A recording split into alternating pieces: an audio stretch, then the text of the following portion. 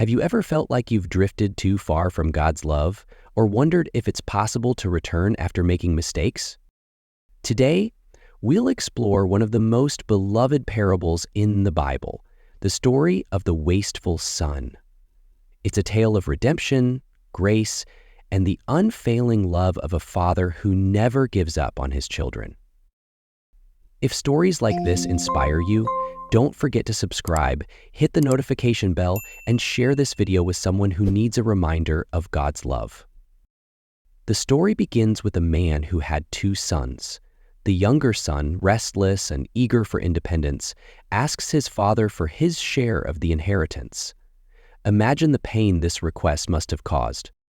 In their culture, asking for an inheritance while the father was still alive was like saying, "I wish you were dead."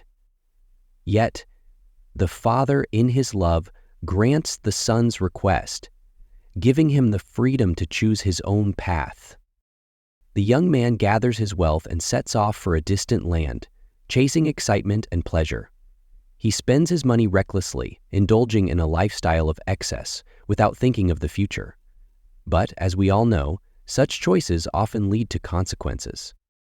Soon, a severe famine strikes the land. With his money gone, the son finds himself utterly destitute. He's forced to take a job feeding pigs.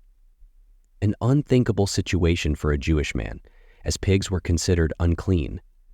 Hungry and humiliated, he longs to eat the food meant for the pigs. At his lowest point, he finally comes to his senses. He realizes that even his father's hired servants live better than this. Filled with regret and humility, he decides to return home, but he knows he's forfeited his right to be called a son. He plans to ask his father to take him back as a servant, hoping only for a chance to survive. As the son approaches home, something incredible happens. While he's still a long way off, his father sees him and runs to him. This act of running is extraordinary. In their culture, dignified men didn't run. It was seen as undignified. But the father's love overcomes all social norms. He embraces his son, tears streaming down his face. The son begins his rehearsed apology. "Father, I have sinned against heaven and against you. I am no longer worthy to be called your son." But before he can finish, the father interrupts. He calls to his servants, "Bring the best robe and put it on him. Put a ring on his finger and sandals on his feet. Let's prepare a feast and celebrate. For this son of mine was dead and is alive again. He was lost and is found." This is no ordinary welcome. It's a full restoration. The robe symbolizes honor, the ring signifies authority, and the sandals mark him as a free man, not a servant. The father doesn't just forgive, he restores his son's identity. But the story doesn't end there. The older son, who has faithfully worked in the fields, hears the celebration and becomes angry. He feels it's unfair that his reckless brother is welcomed so extravagantly. "I've been here all along," he says, "working hard, yet you never threw a party for me." The father gently responds,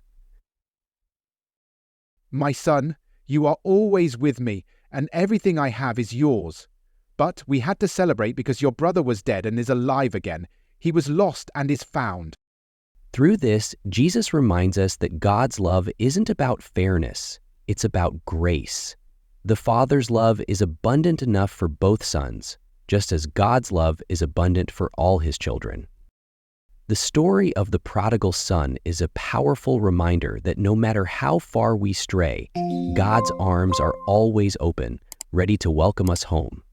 Whether we identify with the younger son, lost and in need of redemption, or the older son, struggling with resentment and self-righteousness, the message is clear.